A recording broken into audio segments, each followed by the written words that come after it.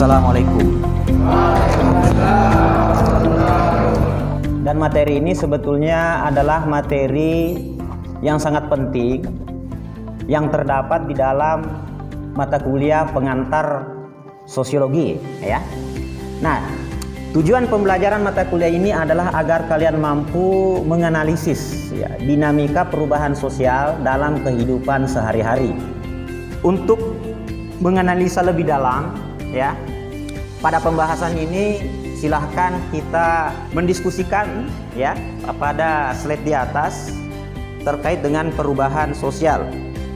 Nah, di dalam perubahan sosial tentunya kita pahami adanya sebuah pergeseran, ya, dari masyarakat yang dulunya, ya, miskin berubah menjadi masyarakat yang kaya.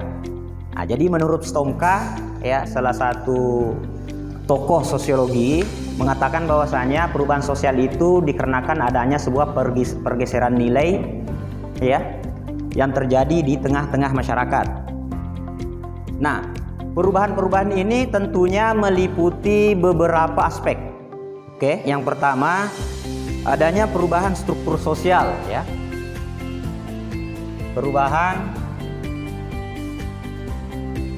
struktur sosial. Seperti di slide, bahwasanya perubahan dalam struktur sosial ini termasuk peran dan status individu serta pola hierarki dalam masyarakat. Jadi yang berubah adalah status sosialnya. Kemudian yang berubah juga hierarki dalam masyarakat. Nah, coba contohnya Anda lihat di slide di atas, ada gambar bangunan yang tanda panah ke atas. Jadi di situ proses strukturnya yang dulunya statusnya pegawai sekarang jadi pimpinan. Jadi perubahan pola status berdasarkan hierarki di dalam masyarakat. Contoh lain misalnya perubahan dalam pembagian kerja, ya, perubahan dalam pembagian kerja atau posisi sosial di suatu komunitas, yang ini tentunya memperlihatkan dinamika perubahan yang terjadi, seperti pembagian kerja yang ada di masyarakat. Dulunya bekerja sebagai petani, akhirnya, ya, 2 tahun kemudian, ya, pekerjaannya berubah. Apakah dia berubah menjadi pengusaha, berubah menjadi dosen misalnya, karena memiliki kemampuan atau memiliki ijazah sekolah, kan? Jadi itu perubahan-perubahan dari perubahan struktur sosial. Kemudian selanjutnya ada transformasi dari aspek ekonomi dan sistem kerja, ya. Jadi saya harap adik-adik bisa membaca dan melihat gambar yang ada di slide, ya, di slide, karena terjadi yang namanya kesesuaian antara gambar dengan slide, ya. Pergeseran ekonomi seperti perkembangan teknologi, ya. Perubahan ini tentunya kita rasakan pada saat sekarang ini.